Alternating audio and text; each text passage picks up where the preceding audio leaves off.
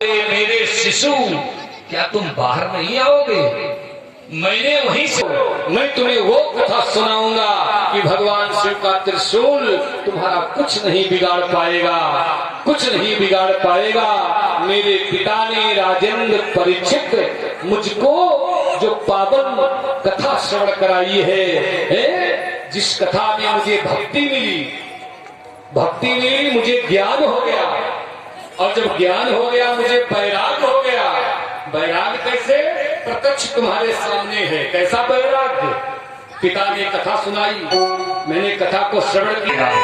और सुनो, ये मेरे पिता वेद व्यास बैठे हैं, उनसे पूछो जब मेरा जन्म हुआ, आज मेरी अवस्था 16 वर्ष की है, मैं भागता हुआ सीधा तुम्हारे पास आया हूं।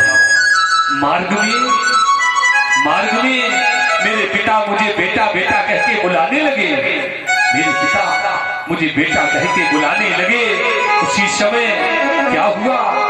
उसी समय मैं नहीं बोल पाया, लेकिन मेरे बदले में वृक्षों ने कहा मेरे बदले में, अरे वेद व्यास, तुम किस पुत्र को पाने की कामना कर रहे हो? किसे बुला रहे हो? तुम्हें मालूम नहीं? उसे भक्ति मिली, ज्ञान हो गया, उसे वैराग हो गया, अब वो वापस आने वाला नहीं है वापस आने वाला। मेरे पिता ने लेकिन मेरा पीछा नहीं छोड़ा। स्नान करती रही। इसके बाद जब मेरे पिता आए, तो मेरे पिता जब आए, स्त्रियों ने अपने वस्त्रों को उठाया, शरीर को ढक लिया।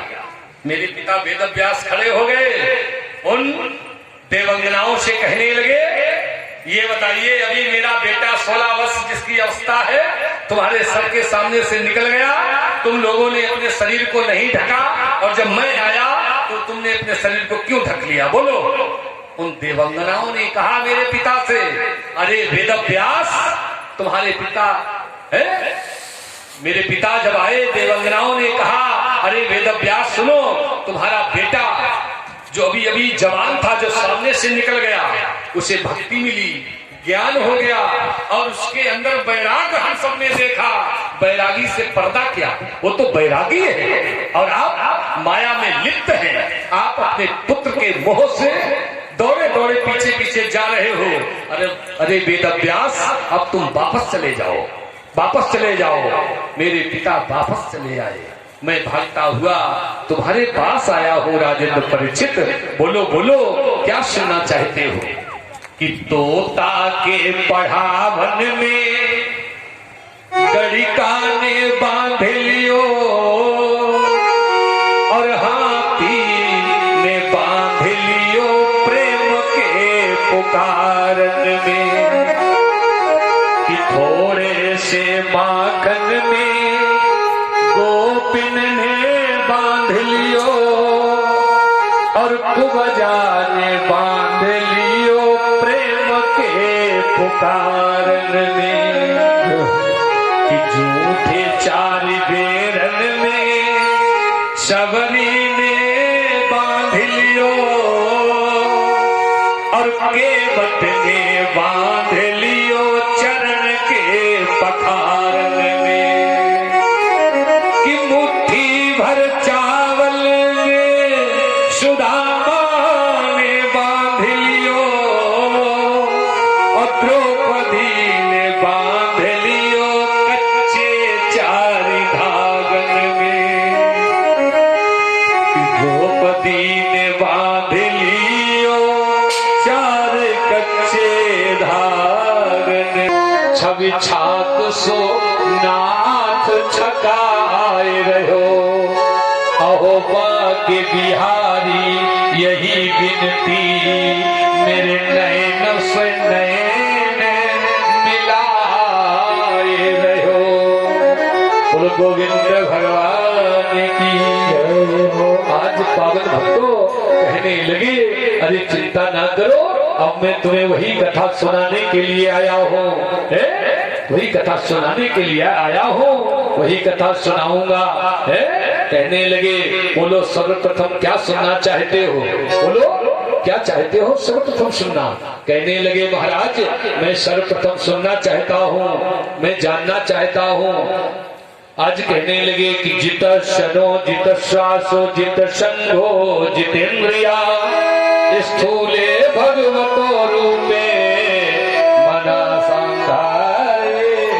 और शीघ्र ही मनुष्य के मन का मैल मिटा दे, ऐसी मुझे पावन कथा सुनाओ। जो मनुष्य के मन के मैल को धो डाले, ऐसी कथा मैं सुनना चाहता हूँ। सुखदेव जी ने कहा राजन, मानव को सर्वप्रथम आसन पर विजय प्राप्त करनी चाहिए। आसन पर, अगर आसन पर विजय नहीं है, बैठोगे और चले जाओगे, फिर आ जाओगे, फिर चले जाओगे, तो सर्वप्रथम आसन पर विजय प्राप्त करनी चाहिए। आसन फिर श्वास पे, आसक्ति और इंद्रियों पर, 5 ज्ञान इंद्रियां और 5 कर्म इंद्रियां, उनका मालिक है मन। जब मन का नियंत्रण उन इंद्रियों पर होगा, इंद्रियों को अपने बस में कर लोगे, तो फिर आप जितेंद्रिय बन जाओगे, फिर आप दशरथ बन जाओगे। दशरथ, ध्यान देना, 5 ज्ञान इंद्रियां, 5 कर्म इंद्रियां, और जो मन है वो मन उन इंद्रियों पर अगर विजय प्राप्त कर लेता है तो आप जितेंद्रिय बनेंगे, आप दशरथ बनेंगे और आप दशरथ बनेंगे। ध्यान देना, समय चलता जा रहा है। कहने लगे महाराज मैं जानना चाहता हूँ, जब सारी सृष्टि सिमट सिमट के ब्रह्मा के मुख में चली जाती है, फिर पुनः सृष्टि का निर्माण कैसे होता है, मैं जानना चाहता हूँ। कहा ठीक है, बड़ा सुंदर प्रश्न किया आपने। सुखदेव भगवान कहने लगे अरे राजेंद्र परीक्षित, बड़ा सुंदर तुमने प्रश्न किया है। हाँ, आज राजन ऐसा ही प्रश्न देवर्षि नारद ने अपने पिता ब्रह्मा जी से किया था। ऐसा प्रश्न देवर्षि नारद ने ब्रह्मा जी से किया था, और ब्रह्मा जी से किया था, और ऐसा ही प्रश्न विदुर जी ने मैत्री जी से किया था। तथा उद्धव के द्वारा विदुर जी को मालूम हुआ कि यदुवंश का संहार हो गया और भगवान कृष्ण परम धाम को गमन कर चुके हैं।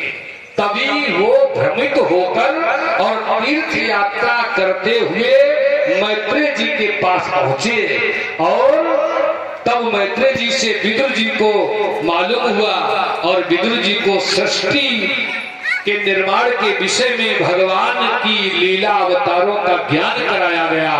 तब मैत्रेय जी ने बताया जैसा कि मैं आप लोगों को सुना रहा हूँ। बोलो गोविंद भगवान की सच्चे दरबार।